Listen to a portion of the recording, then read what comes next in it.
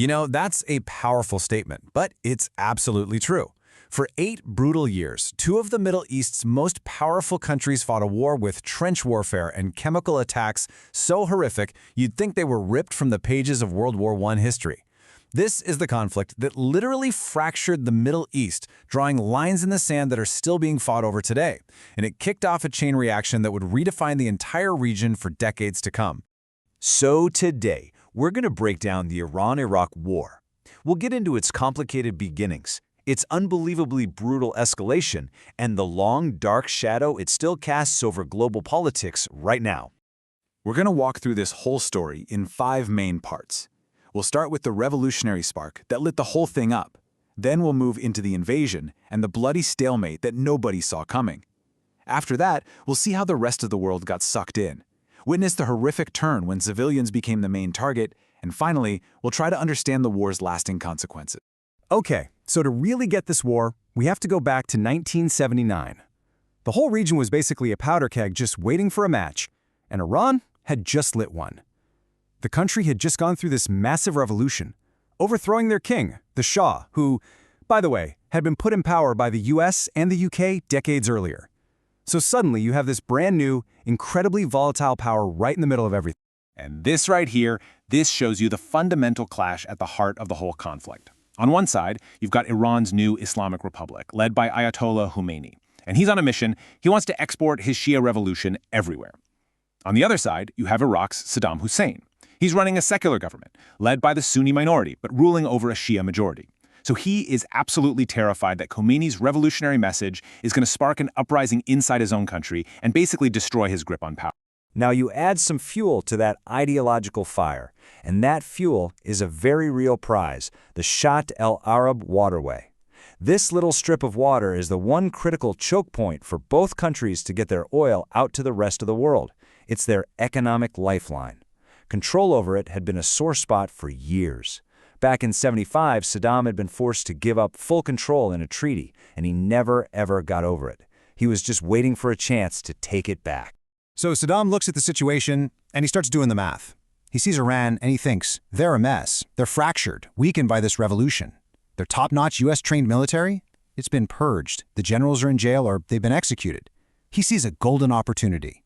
He can grab back the waterway, crush a major rival, and make himself the undisputed leader of the entire Arab world. In his mind, this was going to be a quick, clean, easy victory. He could not have been more wrong. What Saddam thought would be a swift little war quickly turned into a bloody, grinding stalemate that would just consume both nations for the better part of a decade. So let's look at how this played out. The war kicks off in September 1980 with these big surprise attacks by Iraq, but they didn't deliver that knockout blow. Iran's Air Force, which was full of American-made jets, immediately hit back, striking Iraq's critical oil facilities. Within a year, the whole thing grinds to a halt. It's a stalemate. And then, by 1982, the tables completely turn. Iran launches this massive counterattack and pushes the Iraqi army all the way back across their own border. And here's the central irony of Saddam's entire plan. Instead of making the revolutionary government collapse, his invasion did the exact opposite. It gave a fractured, divided Iran a common enemy to rally against. And in doing so, it cemented Ayatollah Khomeini's grip on power in a way that he probably never could have achieved on his own. So now Saddam's grand plan is in ruins, and Iran is actually on the offensive. And this is the point where the war starts to suck in the rest of the world. What started as a regional dispute was about to become a global proxy war, with major powers all picking sides based on their own selfish interests. And this, well, this led to some incredibly strange bedfellows. I mean, think about it for a second. Why on earth would the United States and the Soviet Union, bitter Cold War enemies, suddenly find themselves backing the same side in a war? The answer was simple. They both shared a deep fear of revolutionary Iran, and they both wanted to maintain the status quo, the existing balance of power, in the Middle East. The key thing to understand here is that this war was being fueled from the outside. I mean, look at this. Iraq got a flood of support. Intelligence from the US, weapons from the Soviets, fighter jets from France, and billions of dollars from neighbors like Saudi Arabia and Kuwait, who were terrified of Iran's revolution. Iran, on the other hand, was pretty isolated, but they still found suppliers. In a secret deal, Israel sold them spare parts to keep their Air Force flying because they saw Iraq as the bigger threat. and China ended up becoming their #1 weapons dealer. All of this foreign money and weaponry just fueled an increasingly brutal war. The fighting around the Iraqi city of Basra was particularly horrific. It became a complete hellscape of trenches, barbed wire, and minefields. It looked just like the worst battles of World War I. Iran, often outgunned, started resorting to these so-called human wave attacks, just sending thousands of young boys and old men charging across open ground straight into fortified machine gun nests. The casualties were catastrophic. As the stalemate just dragged on and on, the war entered its absolute darkest phase. Since neither side could get a clear victory on the battlefield, they both turned to unspeakable tactics, and they started targeting civilians in a desperate, horrifying attempt to break the other's will to fight. The escalation was just terrifyingly methodical. First, Saddam started using chemical weapons, illegal mustard gas that causes these horrific burns and blindness, and he used it on Iranian soldiers and on his own Kurdish population. Then came the tanker war, where both sides started attacking civilian oil tankers in the Persian Gulf. And finally, you had the War of the Cities. Saddam just started launching long-range missiles into the middle of Iranian cities, while Iran fired back at cities in Iraq. This number, 5,000. This represents the civilians, mostly Iraqi Kurds, from a single town called Halabja, who were murdered by Saddam's regime in one single day, in March of 1988. They were killed by a cocktail of poison gas dropped from Iraqi planes, a cloud of death that just sank into their homes and their shelters. And Halabja wasn't some isolated incident. It was part of a much bigger, systematic campaign to exterminate Iraq's Kurdish population, a campaign called Al-Anfal. The Iraqi army literally went from village to village, dropping chemical weapons on civilians and then machine gunning anyone who survived. It has since been recognized as a full-blown genocide.